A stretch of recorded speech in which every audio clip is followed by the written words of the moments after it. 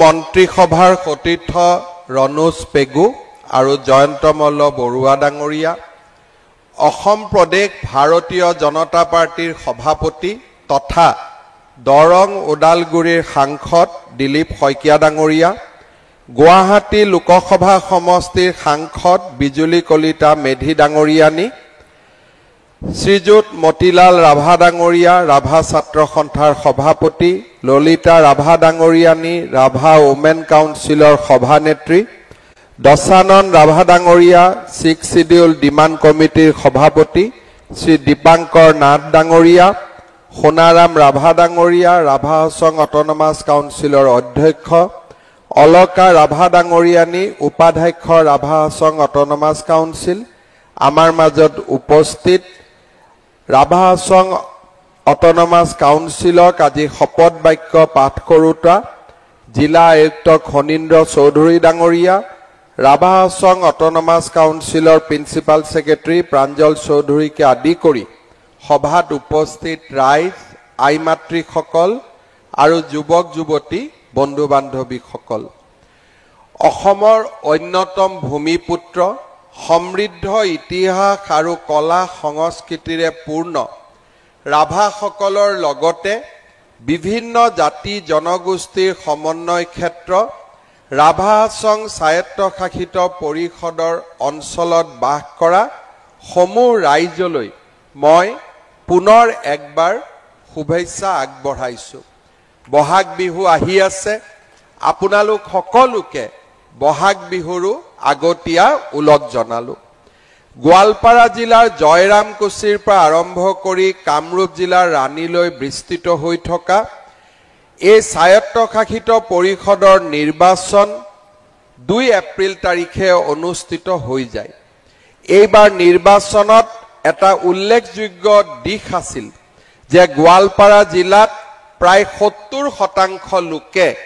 এইবাৰ ৰাভা হাছং স্বায়ত্তশাসিত পৰিষদৰ বাবে ভোটদান কৰিছিল আৰু কামৰূপ জিলাত 67.55% লোকে ৰাভা হাছং অট'নমাছ কাউন্সিলত ভোটদান কৰিছিল। ইয়াৰ পৰা এটা কথা বুজা যায় যে এইবাৰ কামৰূপ আৰু গোৱালপাৰাৰ অকল ৰাভা নহয়, প্ৰতিটো জাতি জনগোষ্ঠীয়ে আনন্দ আৰু উৎসাহৰ মাজেৰে ৰাভা হাছং অট'নমাছ কাউন্সিলৰ নিৰ্বাচনত যোগদান কৰিছিলে আৰু সেইবাবে ৰাভা হাছং অট'নমাছ কাউন্সিল অঞ্চলত বাস কৰা মই সকলো জাতি জনগোষ্ঠীৰ লোকক মোৰ অভিনন্দন জনাইছোঁ আৰু এনেকৈ শান্তি সম্প্ৰীতি আৰু সমন্বয়ৰ মাজেৰে আমি যাতে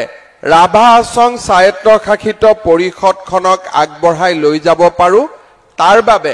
পৰম পিতা ভগৱান আৰু আপোনালোকৰ আশীৰ্বাদ বিচাৰিছোঁ। শ্ৰদ্ধাৰ ৰাইজ, পঞ্চায়ত ইলেকশ্যনৰ অধিসূচনা ইতিমধ্যে জাৰি কৰা হৈছে। ৰাভা হাছঙক লৈ কেইবাটাও কথা কোৱাৰ মোৰ ইচ্ছা আছিলে, কিন্তু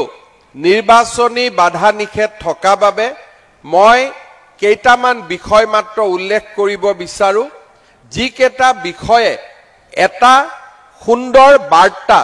ৰাইজৰ মাজলৈ কঢ়িয়াই লৈ যাব পাৰে। নিৰ্বাচনৰ সময়ত আমি প্ৰতিশ্ৰুতি দিছিলোঁ যে খুব সোনকালে অসম চৰকাৰ, ভাৰত চৰকাৰ আৰু ৰাভা হাছঙৰ নেতৃত্বৰ লগত আমি একেলগে গৃহমন্ত্ৰী অমিত শ্বাহ ডাঙৰীয়াক সাক্ষাৎ কৰিম, যাতে ৰাভা হাছং সমস্যাৰ আমি অনতি পলমে সমাধানৰ পথ আমি বিচাৰি উলিয়াব পাৰোঁ। সেই প্ৰতিশ্ৰুতি মই আজি পুনৰ এবাৰ আপোনালোকৰ ওচৰত দোহাৰিব বিচাৰিছোঁ। দ্বিতীয়তে, ৰাভা সকলক এটা ৰাজশক্তি ৰূপে প্ৰতিষ্ঠা কৰাৰ দীঘলীয়া পৰিক্ৰমাৰ মূল ব্যক্তিজন আছিল বীৰ দদান। ৰাজ্য চৰকাৰে দদানৰ এটা বিশাল প্ৰতিমূৰ্তি আমি ৰাভা হাছং স্বায়ত্তশাসিত পৰিষদত প্ৰতিষ্ঠা কৰাৰ কাৰণে সিদ্ধান্ত লৈছোঁ। এই প্ৰতিমূৰ্তিটো 100 ফুটতকৈও ডাঙৰ প্ৰতিমূৰ্তি হ'ব, যোনে ৰাভাসকলৰ শৌৰ্য বীৰ্য সদায়ে ভাৰতবাসী ৰাইজৰ আগত সগৌৰৱে বিস্তাৰ কৰিব পাৰে, সগৌৰৱে প্ৰকাশ কৰিব পাৰে। ৰাভা যিসকল লোক ৰাভা হাছঙৰ বাহিৰত বাস কৰে তেওঁলোকক মই আগতেই কৈ যোৱা ধৰণে পুনৰ এবাৰ প্ৰতিশ্ৰুতি দিছো যে 15 আগষ্টৰ ভিতৰত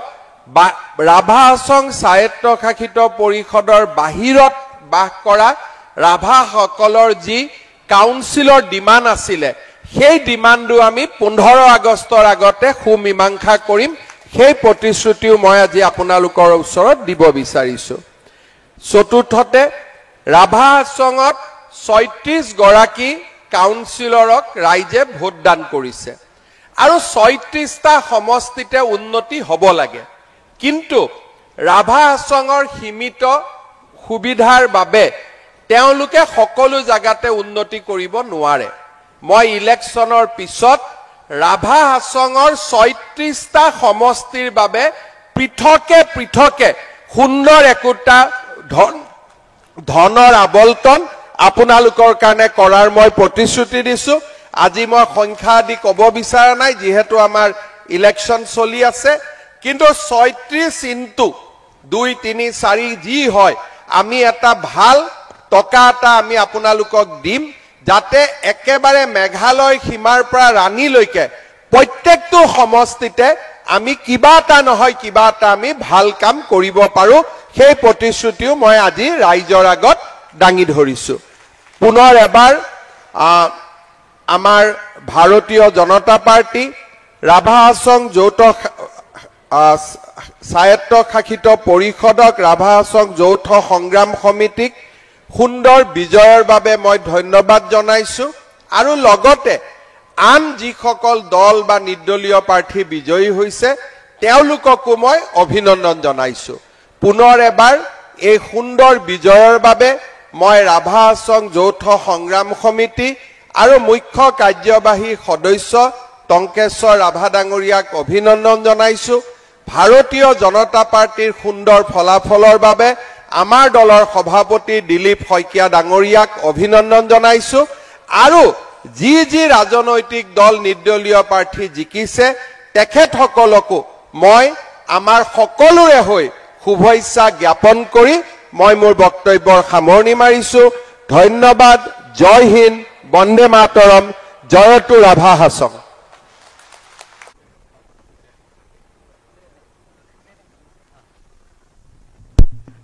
আমাৰ আত্মায়েৰ শ্ৰদ্ধা